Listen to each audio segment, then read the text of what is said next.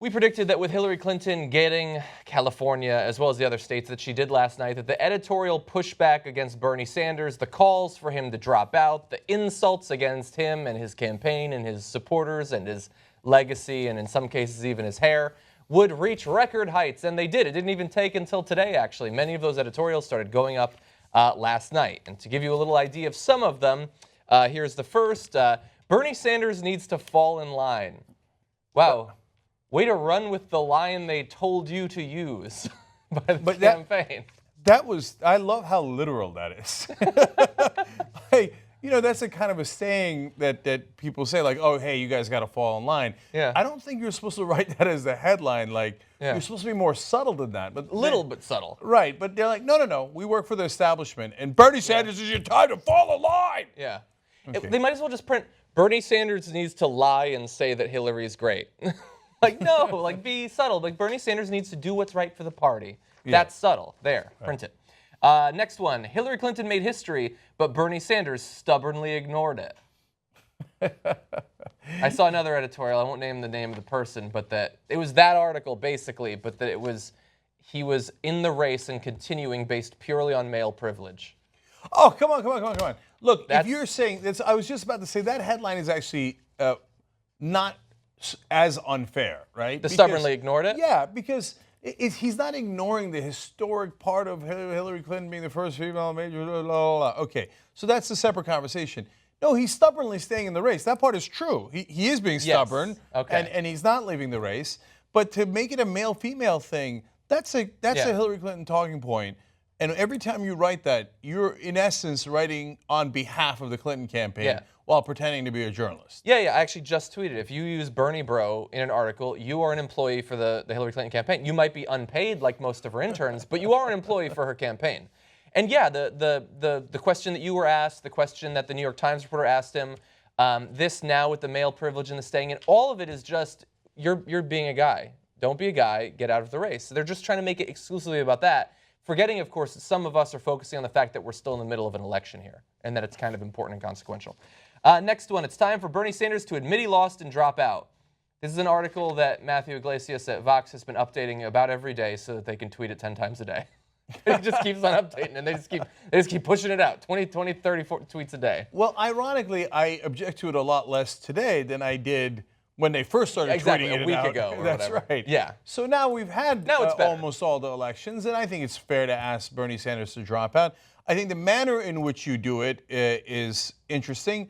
And if you're in the press, it certainly matters if you're a prospective journalist or you claim to be objective but are secretly like, Bernie, what's wrong with you? Hillary's the winner, right?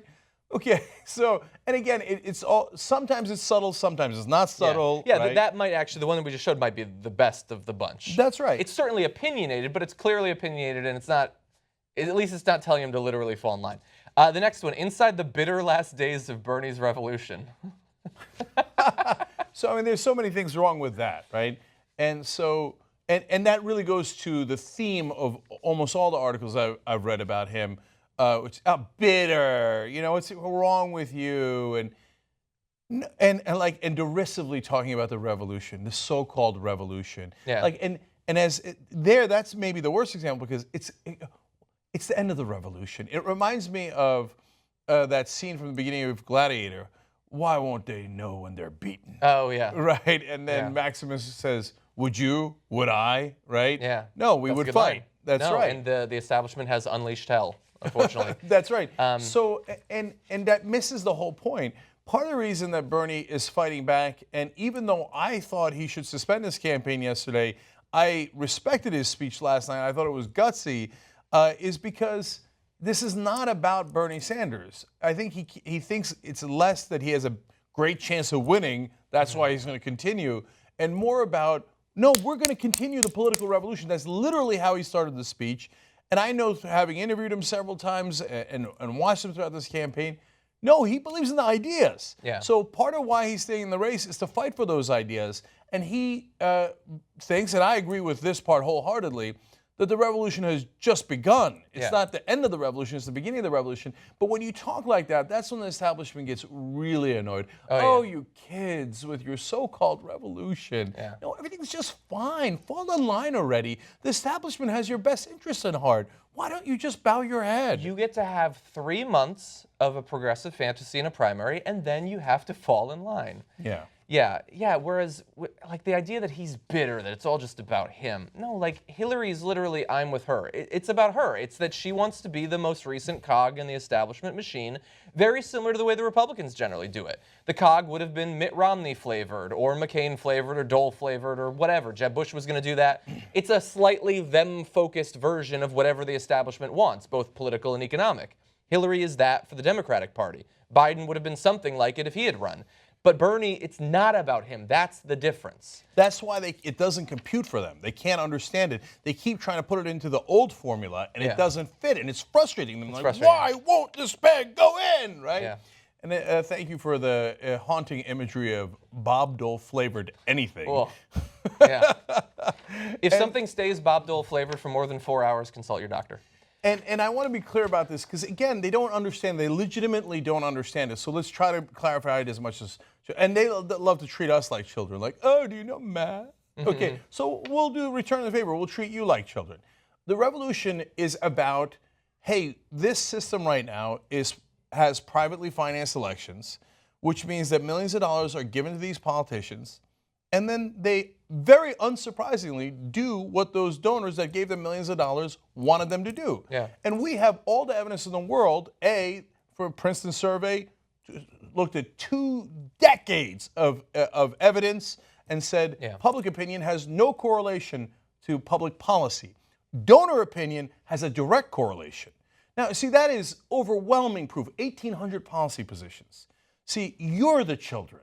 You don't understand how corrupt this Not system. you. Them. The press, I'm not talking about the establishment press. And they don't think they're the establishment. They're like, what are you talking about? I'm just a lowly writer for the Boston Globe. But when you ask them and hey, what do you think about the system or et cetera, they're like, oh, come on, don't be conspiratorial. Yeah. No, it's not a conspiracy. It's fact. Princeton and Northwestern studied it together, 1,800 policy positions. When you have no correlation between public opinion and public policy, that means you don't live in a democracy. So that seems, that is, they can't compute that. Yeah. They don't want to. refuse to understand or believe it, even though it is hard, cold facts. So when Bernie Sanders says, I'm going to overturn that system, because that system is not working for the American people, and I want to, for example, publicly finance elections so that your politicians serve the public instead of the private interests that are financing them. And you say, oh, okay, you had your run, bitter old man. You're missing the point of the revolution. Yeah. And that's because you are the establishment and you can't see straight. Yeah, and that doesn't mean that we don't have incremental progress. Like, Hillary Clinton will be the first female nominee, and isn't it nice of the establishment to occasionally give us different flavors of oligarchy? That we can have it in female or male. Men and women can both do the bidding of the richest people in this country now. And isn't that great? And they view that as a personal attack against Hillary Clinton. But it is. It's not. It's an attack on the establishment using Hillary Clinton. It's a systemic problem. The system corrupts by its very nature because you have to collect that money, unless you're Bernie Sanders, in order to win. Well, are millions of dollars going to influence any human being, any Homo sapien? Yes, generally, 99% of the time, they do. And the people who say that she won't be influenced by it still believe it'll influence every other politician. They only think she is free of it. Especially Republicans. Especially, oh yeah. They hate the Koch brothers donating money, but Hillary, I mean, come on. She's not going to use that money for anything bad. Is she superhuman, et cetera? I mean, and look, Bernie Sanders has a case to make that, like, whatever money he's taken, he has been consistent for 40 years on those issues, right? And he's taken very, very little money, and most of it is from you guys at $27 at a time, right? Yeah. So that is what we're fighting against. That revolution is nowhere near over. And if that continues to bother you, that we all collectively won't fall in line to play the regular old political game, red versus blue, Democrat versus Republican, and just accept our fate that the corruption is here to stay and there's nothing you can do about it. You just have to, in John's word, have a democratically flavored version of that corruption. Well, then, Which yes. is better.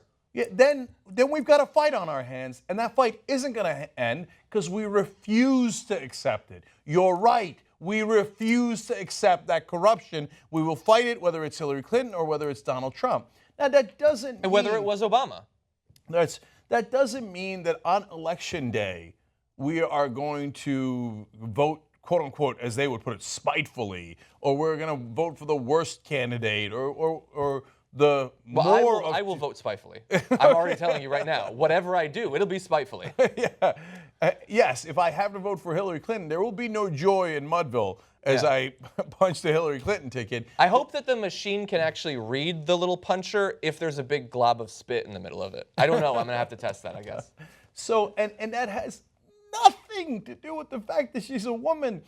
I also didn't like Ted Cruz or Carly Fiorina. It was based on their ideas, but more so than any quote-unquote ideas they had, the corruption that they're all a part of. I would have loved to have voted for Elizabeth Warren. Yeah. We might still get that chance someday. And maybe, and if she's on the ticket, well, then we vote a little less spitefully, right? But that isn't the main point. The main point is you've got to overturn the system. And if you expect us to bow our heads on that, well, you are going to be sorely disappointed.